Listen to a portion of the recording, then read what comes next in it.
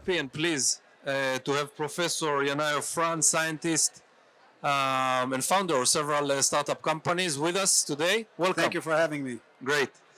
So we spoke earlier and we talked about your history and about your career. Maybe share a bit about how you find yourself dealing with the current technology and the current startup you're in.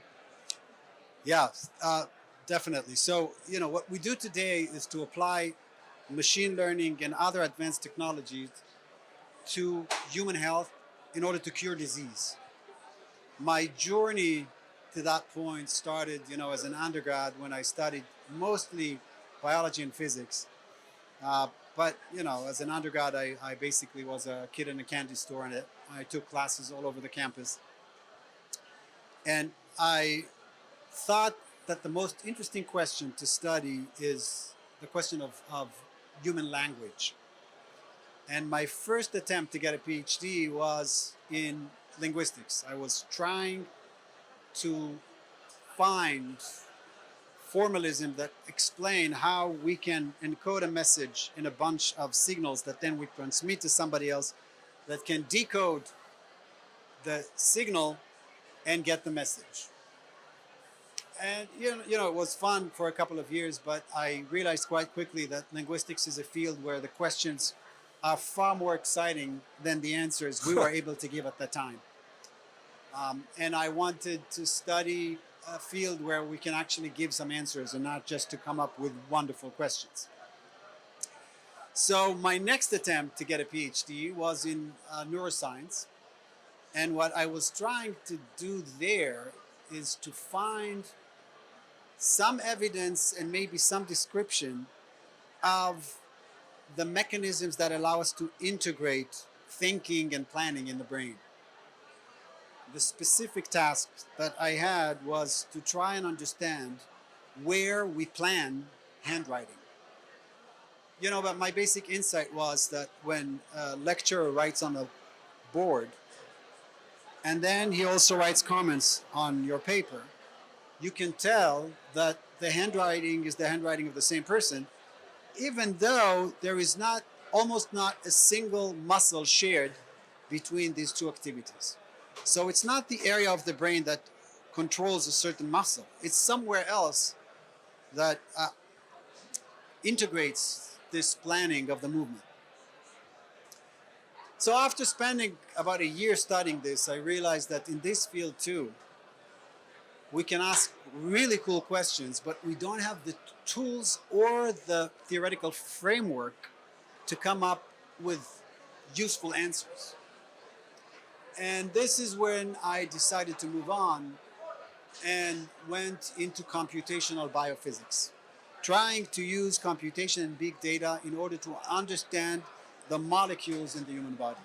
And that's the PhD I ended up graduating and completing. Good. So it's quite an interesting journey that at the end of it, you've landed with a PhD, and then what? So basically, PhD is just a kind of a path you go through and you get a degree, which does not mean much. But that was an opportunity to be in a field as it was born, the field of computational biology, the application of machine learning to the study of biomolecules was just starting. And I was studying the way proteins and genes interact in biological systems in order to execute plans. How the body, how the biology implements processes with the interaction between different components. And this is a very powerful mechanism, very, very powerful implementation that helps us understand biology, but also helps us understand organization, even languages. In a sense, we took insights from computational linguistics, from brain science, computational tools that were developed in order to understand language, and we apply them to the genome, to DNA, to protein. And in a sense, it's an attempt to decipher the language of biology. So at what point you are kind of saying, okay, university is cool, but I want to do more. I want to start a company and to be in a way a startup.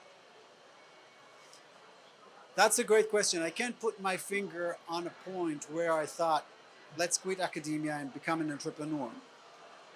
In all cases, what I was trying to do is to answer questions. It was always science or science and technology. Academia allows you to do it with a certain scope, with a certain funding, with a certain objective. You want to publish. At some point, I realized that I don't want just to publish. I want things to work. I want the proof in humans, in drugs, that we understand something, that we solve something.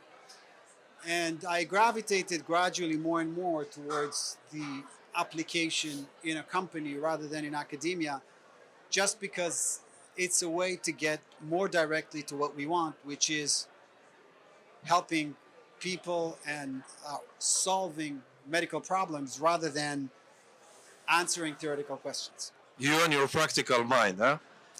Not necessarily. It's not that I have practical mind, but the proof, as they say, is in the pudding. Yeah. If you think you understand something, the best proof that you understand how it works is to show that you can control it, you can manipulate it, you can predict it. And in a scientific paper that is published in a journal, you're not always asked to show these things. It's enough to show some statistical significance, to show your hypothesis, maybe some partial support. So it's always the desire to understand, and applications that just show that you got something right. Very nice. Now, tell me what's unique about your current company. So I think what's very unique in the way that biologic design addresses drug design is the following. What we are trying to do is to cure disease or to develop drugs, not through new biology, but through technology. What does it mean? The way that the pharma world and the biotech world approach the development of new drugs is as follows. We understand some biology, we understand some mechanisms that underlie cancer or autoimmune disease or even COVID. We understand these mechanisms. And people have tried to attack these mechanisms with drugs, molecules, the same technology that has been applied to drug development since the 19th century. Most of these attempts failed. So what do we do after an attempt to attack the biology we know with the technology we have fail? Most people say, okay, let's look for a new biology. Yeah. Let's find a new mechanism and attack it with the technology we have. Indeed. We were saying, not sure this is a good idea, because the new biology you just discovered, you don't fully understand it. You just discovered it. It may seem promising in the test tube, but when you move to animals, it may seem less promising. And typically, in most cases, when you move into humans, it will fail. We say, let's go back to the old biology. The old biology where we failed with the technology we have, and try to attack this old biology with new technology. Let's understand why is it that the old drugs did not solve the problem, and come up with smarter drugs that will solve the problem. So we are not innovating with new biology that we partially understand and may be promising and may fail. We are innovating with the old biology that we understand quite well and with the new technology. Why is this cool? First of all, the biggest risk in biotech is that the new biology will fail. This is what the pharma world calls target risk. Target is what you want to attack with your new drug. And the risk is that attacking it successfully still will not cure the disease. 99% of the cases. We don't have target risk because we go after targets that we understand what they can do and what they cannot do. We also go after well understood biology, so we know what experiments to do early in order to know whether we're successful or not. So we can fail early, which is very important in entrepreneurship. You want to fail early and take forward only the most promising and the less likely to fail products. So instead of going through the entire journey and only then fail, you fail first, and then if not, you can continue. Exactly. So we can start with a bunch of programs, we test them in a test tube, but not with biology that we don't understand, with biology that we do understand. And if things work in the test tube, we can go into the animals that are already well established and well studied. And if we see that our drug works in these models better than the drugs that failed, that's very promising and we can move forward. And in fact, we are about, just in a few weeks, to start clinical trials in cancer patients with an antibody that we computationally designed. This will be the first time in history that cancer patients will get treatment through an antibody that was computationally designed using AI. This is an antibody we designed, and that will be, I think, a breakthrough in science, the first time that this is done. So this is exactly what you talked about, how we take technology, AI in this sense, which did not exist 30, 40, 50 years ago, and apply it into fighting a disease that unfortunately, the humankind is still suffering heavily from. Right. In a sense, we're separating. We're saying let the biologist and the scientist find new mechanisms, understand them well, and once the biologists understand biology well, then we should come with smart technology and design drugs that manipulate the well-understood biology, instead of taking all drugs that are not so smart and hope that they will be able to manipulate biology that we only partially understand. Now, this brings me to another kind of relevant question, because in the software industry, whenever you have a piece of software, someone is trying to attack it, hackers, and the entire field of, trying to manipulate your piece of software and doing something malicious. Can this also happen in your world? Well, it happens all the time in biology, right? What basically we are trying to do is to hack biological systems. The idea of clever drugs is drugs that understand how biology works, look for the loopholes, and try to hack the biology of disease in a way that you undermine the disease without harming healthy tissues. So the process that you describe is very applicable to the way we think. But if you're asking whether people can hack our technology, yeah, well, of course, people try. I always tell my students, if you have an idea and you're the only person on earth who has this idea, it's probably a bad idea. Smart people think similarly, and they get to similar solutions to the same problems. Yeah. There was a point in time when they compared, the startup industry. They said that a good idea will probably pop up at 6 different locations worldwide.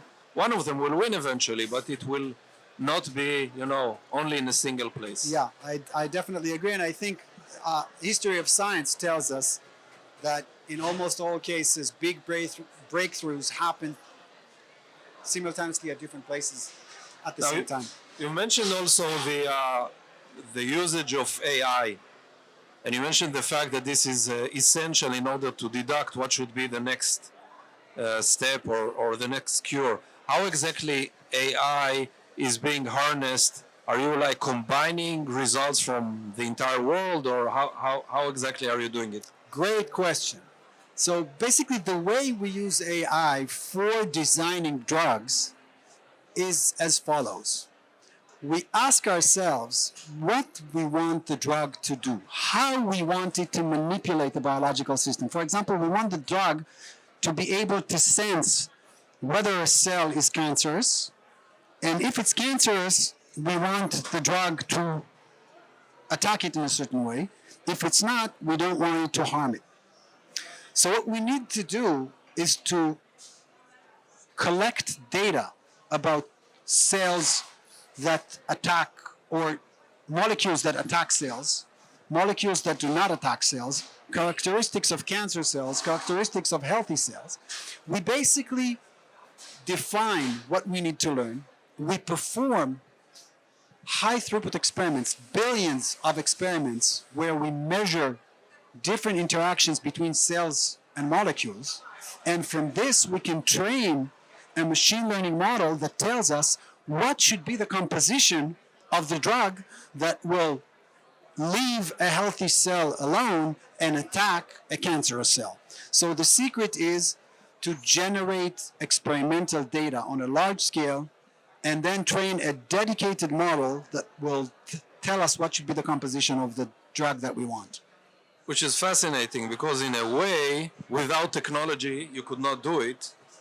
And you know, for me, it's like hearing from the source that technology also helps not just, you know, the computer geeks out there, rather, you know, humanity, which is really amazing.